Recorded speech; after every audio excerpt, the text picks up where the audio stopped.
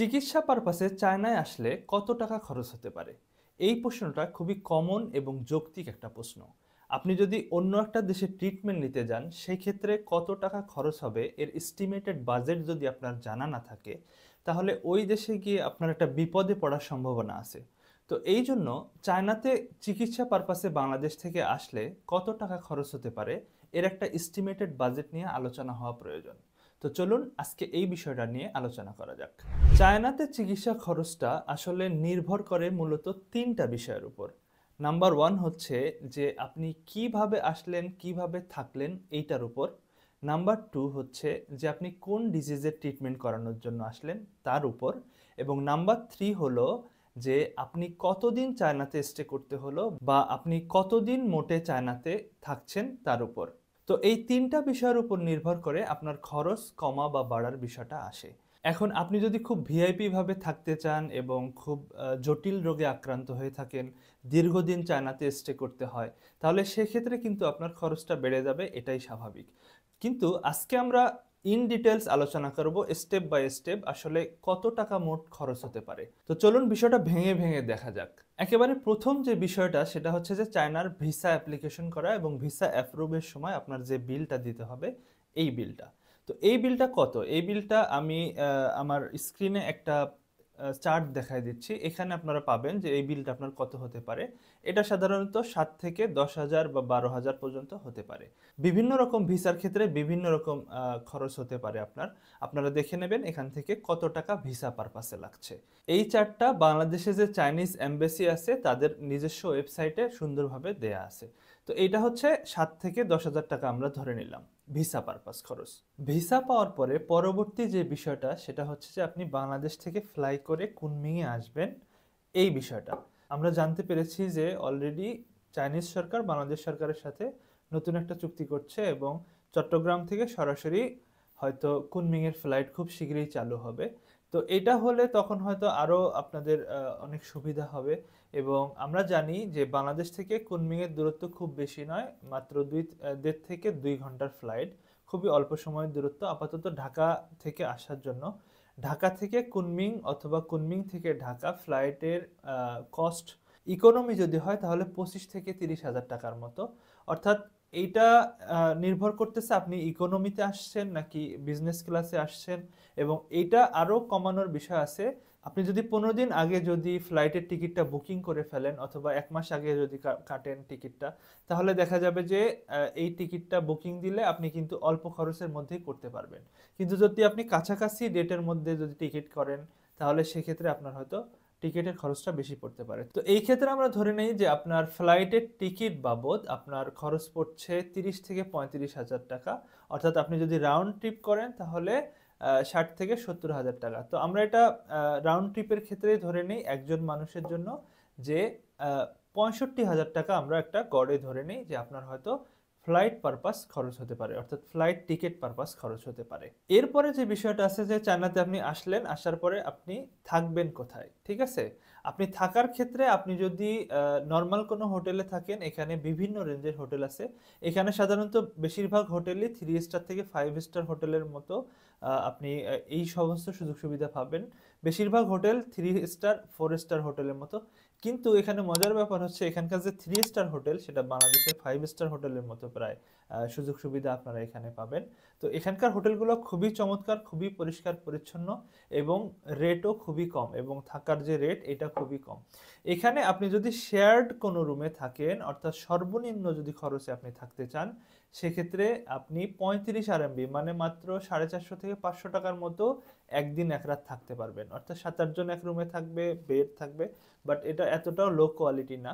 কিন্তু আপনি যদি 3 স্টার বা 4 স্টার হোটেল অর্থাৎ মিড রেঞ্জের হোটেলে থাকতে চান, ১০০ থেকে ১৫০ RMB-র মধ্যে আপনি মোটামুটি একদিন এক রাত পার করতে পারেন।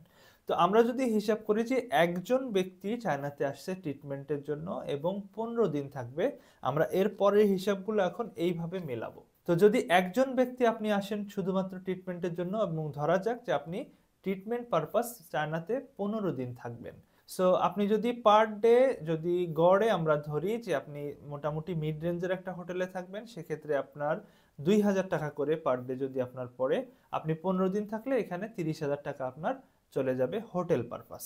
এরপরে আসি ফুডের ব্যাপারটা। আপনারা এখানে এসে থাকার সময় অবশ্যই আপনার খাবার দাবার খেতে হবে। তো খাবার দাবারের ক্ষেত্রে আমরা সাধারণত বিপদে পড়ি বাংলাদেশের আমরা যারা মুসলিম আছি, আমাদের চাইনিজ খাবারের সাথে আমাদের খাবার সাধারণত মেলে না, কিন্তু আমরা হালাল খাবার খুঁজি এবং এইটাকে চায়নারা বলে যে শিনজিয়াং ফুড। শিনজিয়াং হচ্ছে একটা মুসলিম অধ্যুষিত প্রভিন্স। সো এই প্রভিন্সের যে ফুড এটাকে ওরা হালাল হিসাবে মনে করে শিনজিয়াং ফুড। তো শিনজিয়াং ফুড যদি আপনি খান, এখানে খাবার দাবার খুবই একেবারে সস্তা, মানে খুবই কম খরচ। সো আপনি যদি সেক্ষেত্রেও যদি আপনার খুব বেশি খরচও যদি পড়ে, আপনার হয়তো পার ডে 500 থেকে 1000 টাকার মধ্যে আপনি পার ডে খাবার খেতে পারবেন, হালাল খাবার যেটা আমরা খেতে পারি বা বাংলাদেশের খাবারের সাথে যায় এরকম খাবার। এখন কেন আমরা হোটেলে থাকতে চাই, যেমন ধরেন এই দুইটা বিষয় কিন্তু আপনি যদি হসপিটালেই ভর্তি থাকেন তাহলে অ্যাকোমোডেশনের ব্যাপারটা কিন্তু হসপিটালেই দেখবে, এবং হসপিটালগুলো এত চমৎকার যে প্রায় 5 স্টার হোটেলের মতো। সো আপনার কিন্তু অ্যাকোমোডেশনের খরচটাও এখানে অনেকটাই সেভ হবে। প্লাস আপনি যদি হসপিটালের ক্যান্টিনেই খেতে চান সেক্ষেত্রেও আপনার খাবারের খরচটা কমে আসবে। কিন্তু এই দুইটা জিনিস কেন হসপিটালে থাকা যাবে না, কারণ হচ্ছে যে আমরা যে পরিবেশ পরিস্থিতিটা, যে আমরা যে শৌচ কার্য করি, আমরা যে খাবারগুলো খাই, আমরা যে পরিবেশটা থাকার জন্য চাই, এটা অনেক সময় হসপিটাল হয়তো আমাদের দেশের মতো যেহেতু ফ্যাসিলিটি না, এখানে একটু আলাদা রুমের যে ডেকোরেশন এবং যে বাথরুম ডেকোরেশন, যেটা একটা খুব বড় সমস্যা, এই জন্য আমাদের হোটেলে থাকতে হতে পারে। সো আপনি হোটেলে থাকলে এই খরচটা হয়তো লাগবে, আর আপনি যদি মনে করেন যে না আপনি হসপিটালেই কমফোর্ট ফিল করছেন, আপনি এখানেই থাকতে পারবেন, তাহলে আপনার এই খরচটা কিন্তু অনেকটা কমে আসবে। এবার আসি মেইন বিষয়ে, অর্থাৎ যেই পারপাসে আপনি চায়নাতে আসলেন সেই বিষয়টাতে আসি, অর্থাৎ ট্রিটমেন্ট পারপাস। আপনার ট্রিটমেন্ট পারপাস কত খরচ হবে। এখন ট্রিটমেন্ট পারপাস দেখেন, এখানে একটা বিষয় আছে যে চায়নাতে ট্রিটমেন্ট পারপাস যে খরচটা হয় এটা compare to USA, compare to Singapore, Malaysia বা আপনি যদি হচ্ছে থাইল্যান্ডে যান, তাহলে এটা খুবই মিনিমাম একটা খরচ। এবং চাইনিজ গভর্নর যে আছেন, যে ইউনান প্রভিন্সের যেখানে Kunming first teaching hospital of Kunming medical university অবস্থিত, এই ইউনান প্রভিন্সের গভর্নর বলছেন যে বাংলাদেশি পেশেন্টদেরকে তারা চাইনিজ পেশেন্টদের মতো করে ট্রিট করবে, অর্থাৎ তারা ফরেনার হিসেবে ট্রিট করবে না। অর্থাৎ চাইনিজ পেশেন্টদের কাছ থেকে যে পরিমাণ ফি তারা নেয়, যে পরিমাণ টাকা পয়সা খরচ তারা করেন, একই রকম ফি বাংলাদেশের পেশেন্টের ক্ষেত্রেও তারা কিন্তু রাখবেন। সো এই খরচটা যদি এরকম হয় তাহলে খুবই কম, একেবারে খুবই কম খরচে কিন্তু আপনারা ট্রিটমেন্টের সেবাটা পাবেন। এখন ট্রিটমেন্টের ক্ষেত্রে প্রথমেই আসি যে বিষয়টা, সেটা হলো প্রথমেই আপনার হসপিটালে ভর্তির বিষয়টা আসে। ভর্তির বিষয়টা হচ্ছে যে 100 থেকে 200 আরএমবির মতো হয়তো আপনার খরচ হতে পারে, যেটা আসলে বাংলাদেশি টাকায় 1500 থেকে 2000 টাকা। আমরা ধরে নিলাম এই পারপাসে আপনার 2000 টাকা খরচ হবে ভর্তি পারপাস, অর্থাৎ এটাকে আপনি ডক্টরের কনসালটেশন ফিও বলতে পারেন। এটা শুধু অন টাইম লাগবে, আপনার এটার সাথে 15 দিনের কোনো সম্পর্ক নাই। এরপরে আসি আমাদের টেস্টের বিষয়ে। যদি আমাদের কোনো টেস্ট লাগে, চায়নাতে একটা সুবিধা কি জানেন, এইখানে ডক্টররা আপনাকে কোনো ধরনের অপ্রয়োজনীয় টেস্ট দেবে না। আপনার যদি একটা টেস্টেই হয় তাহলে একটা টেস্টই দেবে, আর যদি বেশি টেস্ট লাগে সেক্ষেত্রে বেশি টেস্ট দেবে। কিন্তু সাধারণত এরা অপ্রয়োজনীয় কোনো ধরনের বাড়তি টেস্ট আপনাকে দিয়ে করাবে না। সো এক্ষেত্রে আপনি ধরে রাখতে পারেন যে 10 থেকে 20,000 টাকার মধ্যে আপনার টেস্ট হয়ে যাবে আশা করা যায়। সো এক্ষেত্রে আমরা ধরলাম যে মিনিমামটাই ধরি, যে ধরেন 10,000 টাকা, 10,000 টাকা আপনার টেস্ট পারপাস খরচ হবে। এবার আসি মেডিকেশনের ব্যাপারটা। মেডিকেশনের ব্যাপারটাও ঠিক টেস্টের মতোই, কারণ আপনার যদি অতিরিক্ত কোনো মেডিসিন না লাগে, আপনার যদি শুধুমাত্র একটা মাত্র মেডিসিনেই কাজ হয়, তাহলে আপনার কিন্তু কোনো ধরনের বাড়তি মেডিকেশন এরা লিখবে না। একটা মেডিসিন দিয়েই যদি ওরা আপনাকে ট্রিটমেন্ট করতে পারে, একটাই লিখবে। কিন্তু যদি কোনো মেডিকেশন না লাগে, কোনো ধরনের মেডিকেশন এরা লিখবেই না। ঠিক আছে, এক্ষেত্রে চাইনিজ ল খুবই স্ট্রিক্ট, এবং এই কারণে ডক্টররা খুব সহজে মেডিকেশন লিখতে চান না। এখন বিষয় হচ্ছে এর পরে যে বিষয়টা আছে সেটা হচ্ছে আপনি যে ধরনের ডিজিজ নিয়ে আসবেন। আপনি যদি হার্ট পেশেন্ট হন, আপনি যদি কিডনি পেশেন্ট হন, আপনার যদি জরুরি কোনো অপারেশনের প্রয়োজন পড়ে, এক্ষেত্রে সার্জারি কস্ট কত হতে পারে।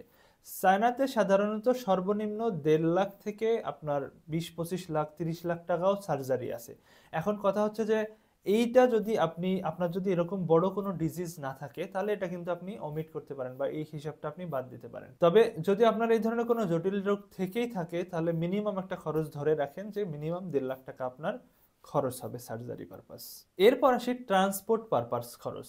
এখন আপনি যদি হোটেল থেকে হসপিটালে যেতে চান, হসপিটাল থেকে আবার হোটেলে আসবেন, অথবা আপনি যদি বাইরে থাকেন, সেক্ষেত্রে আপনার যদি ট্রান্সপোর্ট খরচ আপনি বাঁচাতে চান, আপনার বেস্ট ওয়ে হচ্ছে যে আপনি যদি মেট্রোতে চলাচল করতে পারেন।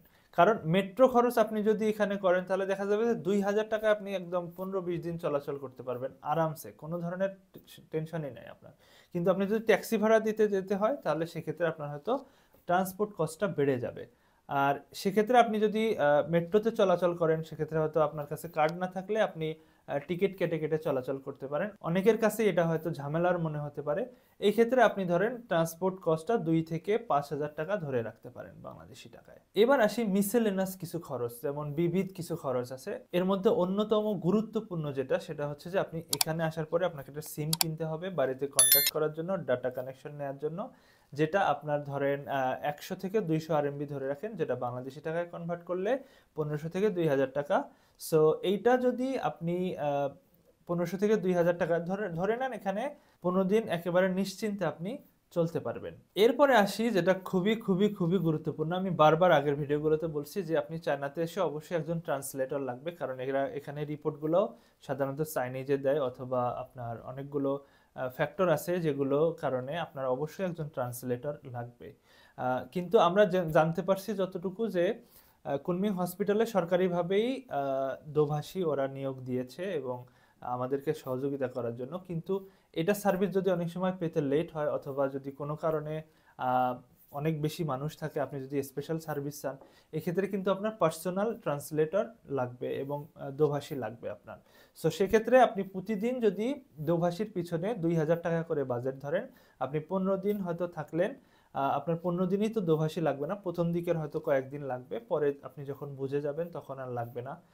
সেক্ষেত্রে আপনি 10টা দিন ধরে নেন কমপক্ষে আপনার দোভাষী লাগবে। সো প্রতিদিন 2000 করে যদি আপনি ধরেন, সেক্ষেত্রে আপনার 10 দিনে 20,000 টাকা, বা 15 দিন যদি লাগে আপনার 30,000 টাকা আপনি ধরে রাখতে পারেন যে এর পারপাসে অবশ্যই আপনার খরচ হবে।